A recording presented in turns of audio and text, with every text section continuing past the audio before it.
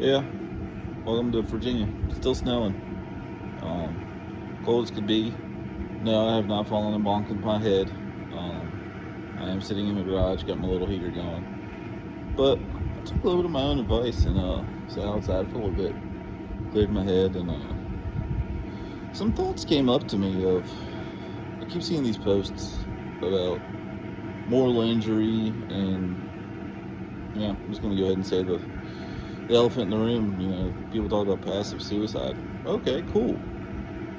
Well, I'll talk about moral injury later because that's a its own little subject right there. But I just wanted to kind of touch on passive suicide and that, and they give examples of it of taking risks that don't need to be taken.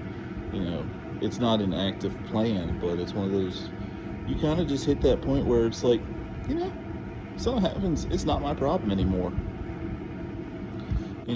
Things like that.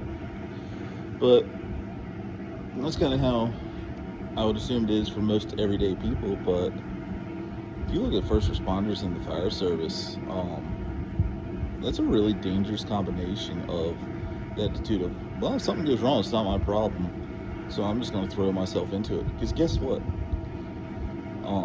Our job is inherently dangerous. Yeah. It's put into our, literally written on our gear. This job is inherently dangerous and can cause injury up into death. Cool. We signed up for it. Yeah, we get that.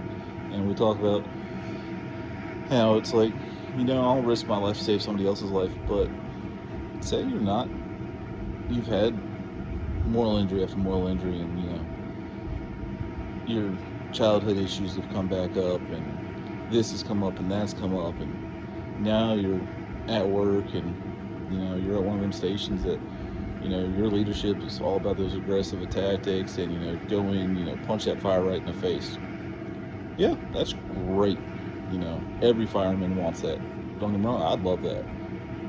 But here's the catch-22 to it. If you're not open and talking at work or at home with your family, and you're letting those seeds fester into full-grown plants, you've just opened up Pandora's box for them. I know one guy, his life goal in the fire service was to die in a fire. Like, not rescuing anybody, that's just where he wanted to go. Great dude, smart dude, give you the shirt off his back. Amazing dude. But that was his goal. And I will say, thankfully for everybody else, he was able to retire. He's healthy, doing good, taking care of himself and his family and everything, but that was his goal. If you have those passive thoughts, you don't have a plan, but you're given the greatest opportunity because you have that big rock and fire. You go hard charging in there. Oh, I thought I heard something. The house is completely empty, knowing full well that you have a higher chance of not coming out on your own accord than you do of coming out on your own. You kind of just open up the gate. So it's one of those, talk to people. Because, hey, it could be the simple fact of maybe they don't have those original ideas, but maybe they got some money trouble. And if they're married, kids, all that, I'm just going to throw this out there, but load of benefits for a line of duty death is a lot of money. And, it's kind of hard to prove a mental idea when they're not there to talk about it anymore. So it's just some things to kind of think about, that, those passive things that we just all kind of take for granted and, just kind of brush off. But, you don't know what's going through somebody's head, especially at home. If you're that spouse or somebody, talk to them, figure out what's going on. Just see what's going on inside their head, what's making them tick. Is it issues at home? Is it issues at work? Is it a little bit of both? Is it just life in general? Who knows? Just open up and talk to them about it and, see what's going on.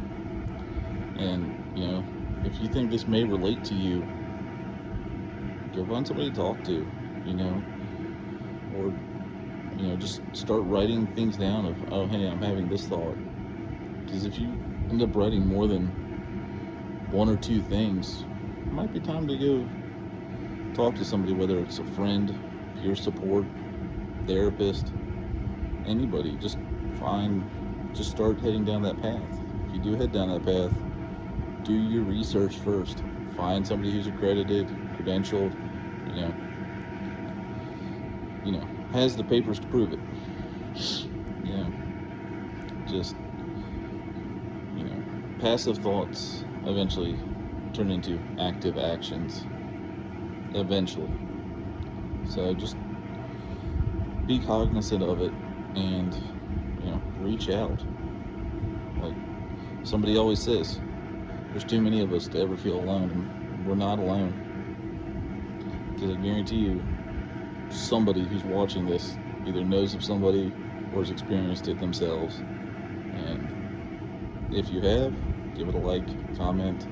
If you know somebody who might be going through this, share it with them. Spread the word, spread the wealth.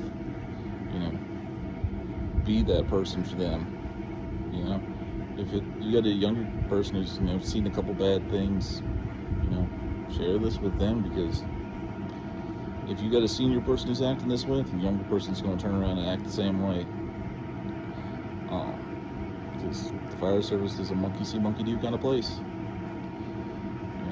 We got to break this cycle. I know us being firefighters, two things we hate most is the way things are and change, but be that positive thorn and start pushing that change. Change the culture. It's not end the stigma. We are the stigma. So we need to change ourselves. Change the culture. Thank you. Give me a like, share, and follow.